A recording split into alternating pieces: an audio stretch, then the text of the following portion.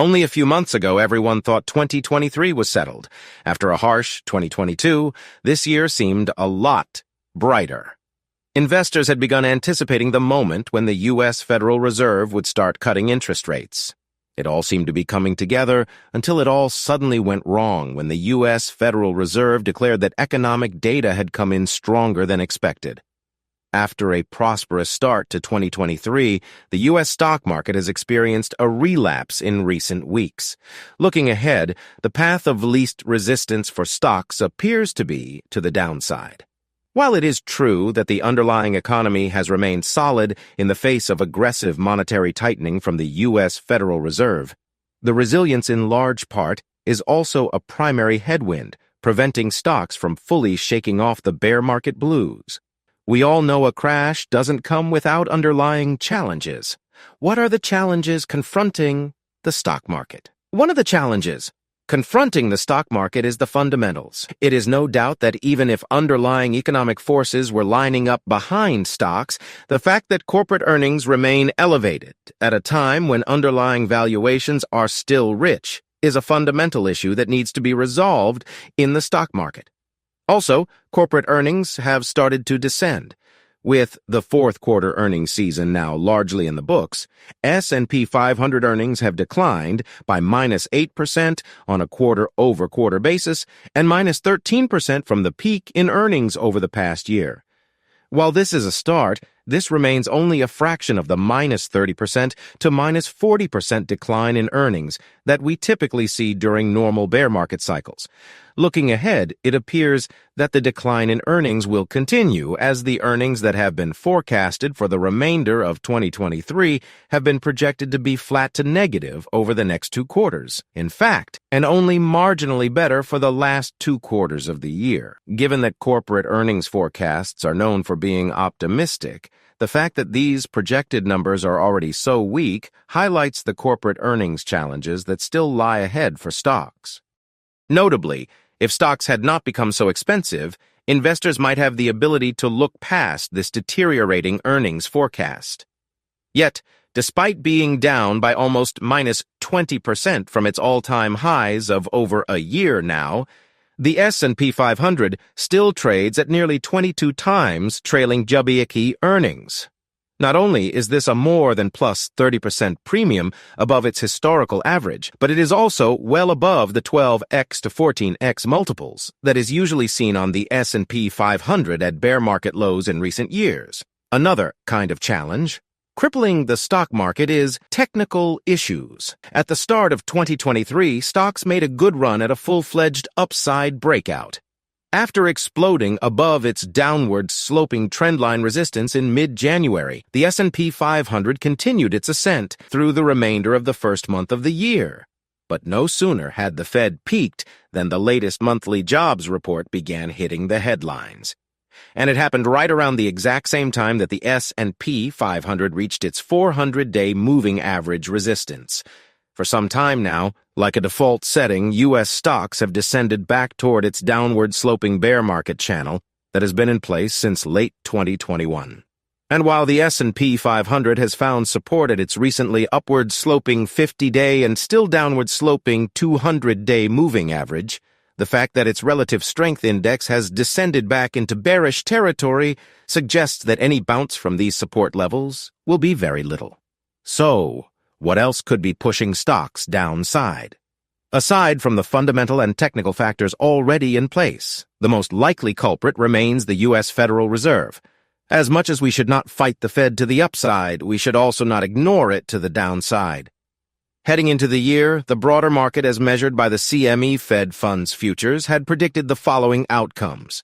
First, that the Fed would raise once or maybe twice more early in the year, a quarter point in February and maybe a quarter point in March as well. Thankfully, when they are done raising interest rates, inflation would reduce. Secondly, that the economy would go into a mild recession, particularly in mid-2023. But by the fourth quarter of the year, the Fed would be back to cutting interest rates, and the worst would be averted. Already, the notion of Fed rate hikes at the end of 2023 is not considerable. Instead, The Fed is now expected to deliver 3 successive quarter-point rate hikes in March, May, and June, before topping out the Fed funds rate at 5.50% and keeping it steady through the rest of 2023 and even into 2024.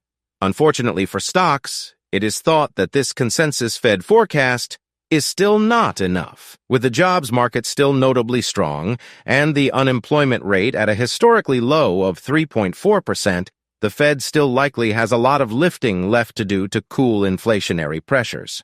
Also, the fact that the rate of inflation is falling at a slowing rate further suggests that the Fed may need to do even more than the market is anticipating and for longer to get the inflation fully under control. Over the last 100 years, there have been several large stock market crashes that have plagued the American financial system.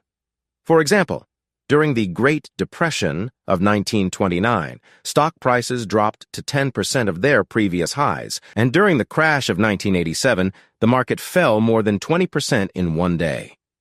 Now, how do investors lose money? When stock crashes, selling. After a crash is one sure way. Due to the way stocks are traded, investors can lose a lot of money if they don't understand how fluctuating share prices affect their wealth. In the simplest sense, investors buy shares at a certain price and can then sell the shares to realize capital gains. However, if dwindling investor interest and a decline in the perceived value of the stock results in a dramatic drop in the stock price, the investor will not make profit. For example, if an investor buys 1,000 shares in a company for a total of $1,000, due to a stock market crash, the price of the shares drops 75%. As a result, the investor's position falls from 1,000 shares worth $1,000 to 1,000 shares worth $250. In this case, if the investor sells the position, they will incur a net loss of $750. However, if the investor doesn't panic and leaves the money in the investment, there's a good chance they will eventually get out of the loss when the market rebounds. Another way an investor can lose large amounts of money in a stock market crash is by buying on margin. In this investment strategy, investors borrow money to make a profit. More specifically, an investor pools their own money along with a very large amount of borrowed money to make a profit on small gains in the stock market. Once the investor sells the position and repays the loan and interest, a small profit will remain. For example, if an investor borrows $999 from the bank at 5% interest and combines it with $1 of their own savings, that investor will have $1,000 available for investment purposes. If that money is invested in a stock that yields a 6% return, the investor will receive a total of $1,060. After repaying the loan, about $11 will be left over as profit. Based on the investor's personal investment of $1, this would represent a return of more than 1,000%. However, this is only realized if the market goes up. In the case where the market crashes, the investor will be in a lot of trouble. For example, if the value of the $1,000 investment drops to $100, the investor will not only lose the dollar they contributed personally, but will also owe the bank more than $950. The bottom line is, investors have come a long way through the bear market that has occurred since 2022. And while the underlying economy remains sound and underlying financial system health continues to be strong, inflation is not over. As we progress through 2023, the Fed sure does have more work to do concerning interest rates. An economic slowdown is expected in 2023, and it may last a bit longer and cut a bit deeper economically than previously anticipated. It may also require more patience than originally anticipated from investors that have understandably become accustomed to stocks quickly bouncing back from sudden depressions through their experience from 2009 to 2021. The reality is that the stock market will experience a crisis such as has never been told in history. The question is, can it be handled? Palace, like this video if you haven't. Also, do subscribe to this channel to get the latest on the stock market. See you in the comments.